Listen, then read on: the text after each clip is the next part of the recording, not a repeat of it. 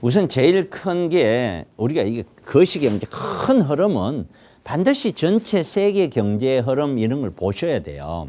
그거하고 금리라는 것이 바로 경제 흐름이잖아요. 이 금리 하나 때문에 전 세계가 그냥 뭐 한마디로 얘기 박살나고 있는 거죠.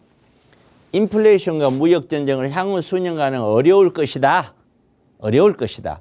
미국 같은 경우에는 디스인플레이션을 가격이 너무 올랐는데 인플레이션이 이 가격이 이제는 계속 오를 것이야 기대보다는 이제는 좀 꺾여서 떨어질 것이야 기대 쪽으로 돌아섰다.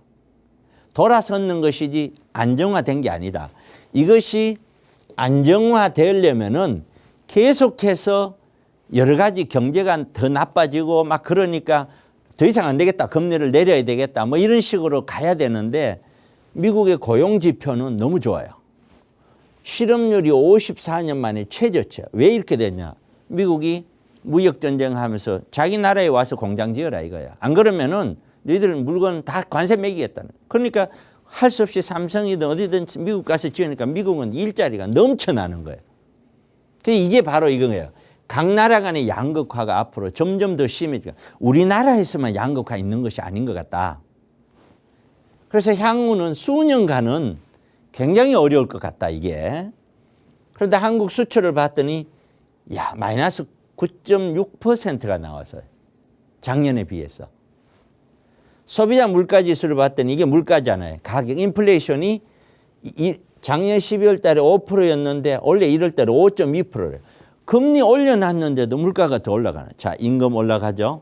거기다가 공공요금 올라가죠. 가스요금이니 뭐니 올라가고 있는데 이런 인상들은 계속해서 인플레이션, 가격이 높은 물가를 유지 내지는 잘 천천히 떨어뜨리는 요인이 되니까 결국에는 이런 금리가 우리가 원하는 만큼 시장에 돈이 잘 돌게끔 만들기 위해서는 금리가 내려와야 되는데 내려올 때까지 시간이 너무 많이 필요하다는 거예요.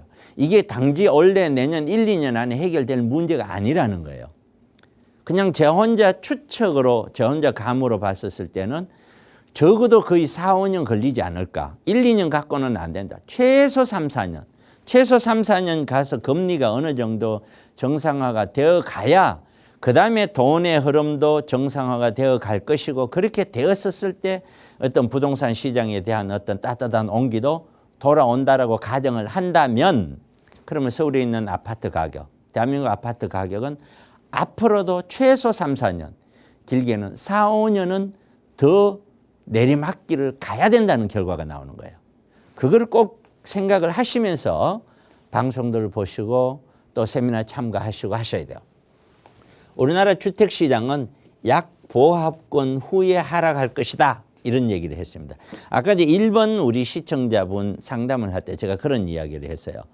지금 정부가 또는 우리 국민들이 현재의 아파트 가격을 높다고 보느냐, 적당하다고 보느냐, 싸다고 보느냐. 높다고 본다. 높다. 그러면은 국민 누굴 붙잡고 하더라도 아파트 가격은 떨어져야 돼. 자기 아파트는 떨어지길 원치 않지만 그러나 떨어져야 된다라고 생각하는 것은 틀림이 없어요. 또 전 정부 문재인 정부가 그 아파트 가격이 올라서 정권이 바뀌어버렸고 그러면 지금 정부는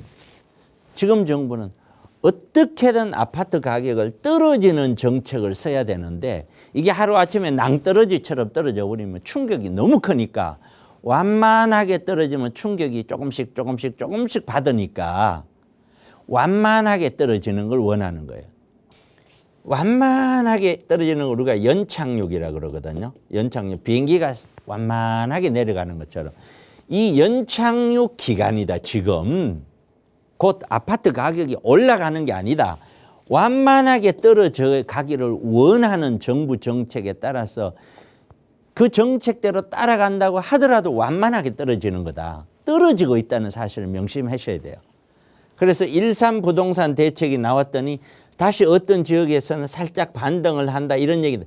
이게 완만하게 떨어지기 위해서는 떨어지다가 살짝 반등하다가 떨어지다가 살짝 반등하다 해야 완만하게 되는 거예요. 이게 그것을 다시 재상승이라고 생각하시면 절대 안 된다. 서울의 부동산 정책은 오세훈 시장이 잘 알다시피 문재인 정부에서 부동산 실패를 해서 정권이 바뀌었어요. 그러면은 오세훈 시장은 어떻게 했어요? 무슨 짓을 했어라도 부동산 시장 안정화, 가격 안정화, 하향 안정화. 하향 안정화를 위해서는 그만큼 공급을 늘린다는 거예요. 공급을 늘리기 위해서 역세권 개발, 신통기획, 재개발, 재건축, 정비사업 모든 걸 다 뒤집는 거예요. 혜택을 주면서.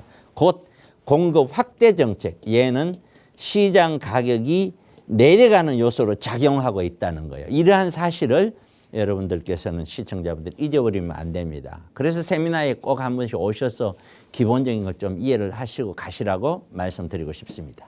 세미나 일정 궁금하신 분들도 계실 텐데요. 세미나 일정도 좀 간략하게 소개 부탁드릴게요, 대표님. 네, 저는 세미나를 매주 토요일 날 합니다. 토요일 날 1시에 하는데 주제가 굉장히 많아요. 한 개 주제를 갖고 하는 건 아닙니다. 여러분들께서 오시면은 일일이 다 질문하실 수 있는 시간이 있고 여러분들 고민을 해결할 수 있는 시간이 있을 거예요. 그래서 시간이 쭉 세미나도 짧게 1시간 하고 많은 게 아니에요. 몇 시간이 이어집니다. 그래서 세미나에서는 다양한 주제를 갖고 참가하시면 좋을 것 같습니다.